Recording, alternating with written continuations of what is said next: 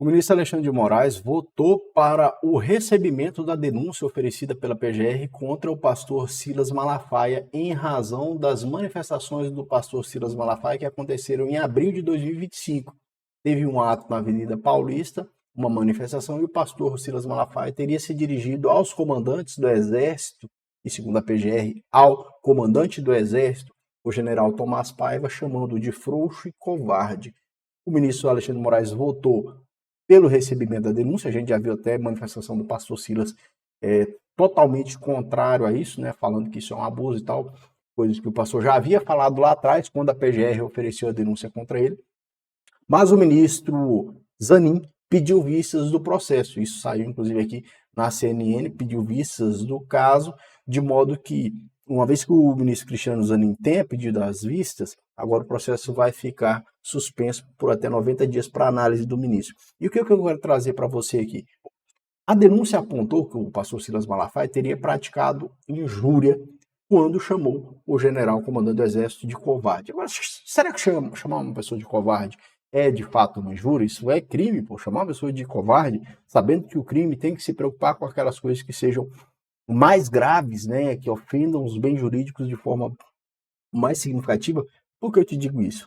Esse assunto de liberdade de expressão ele é muito caro para mim. Eu acho muito importante porque, inclusive, o meu mestrado em filosofia política, ele teve como dissertação as discussões a respeito dos limites à liberdade de expressão, que a gente sempre vem falando aqui no canal sobre a liberdade de expressão. Inclusive, se você não é inscrito, convido a se inscrever aqui no meu canal, Delegado Flaviano, está acompanhando outros vídeos. O que acontece? Chamar uma pessoa de covarde é um dissabor, evidentemente. E como a justiça brasileira interpreta isso? Ela tem o condão de configurar aquele crime descrito no Código Penal como injúria, ofender, injuriar a honra ou a dignidade e o decoro de uma pessoa? O Superior Tribunal de Justiça já se manifestou a respeito disso.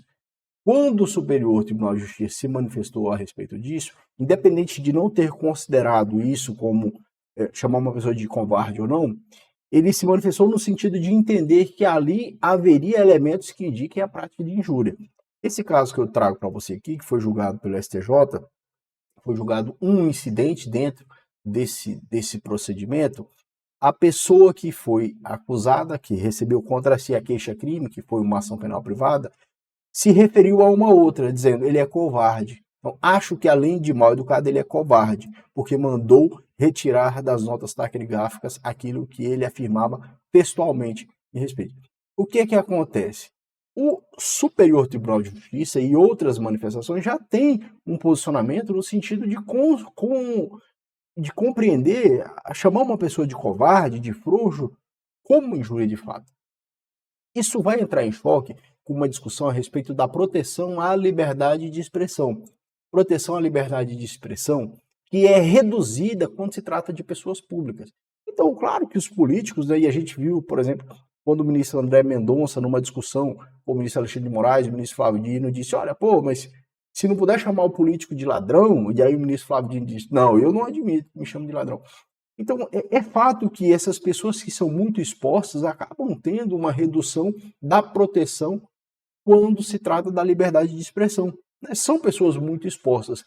E junto com os políticos, vem também essas pessoas que ocupam posições muito elevadas na estrutura da administração brasileira, como é o caso, por exemplo, dos ministros de Estado, né? O ministro de Justiça e Segurança, da Economia, são muito expostas, como também os comandantes desses órgãos, o diretor da Polícia Federal, os comandantes do Exército, da Aeronáutica, o comandante da Marinha, porque por serem pessoas muito expostas, acabam se tornando pessoas públicas e aí suscetíveis à prática de ofensas por muitas pessoas. O Supremo vai se debruçar sobre isso. Primeiro, se a denúncia preenche os requisitos para ser recebida. Se assim for, o Supremo vai iniciar o julgamento.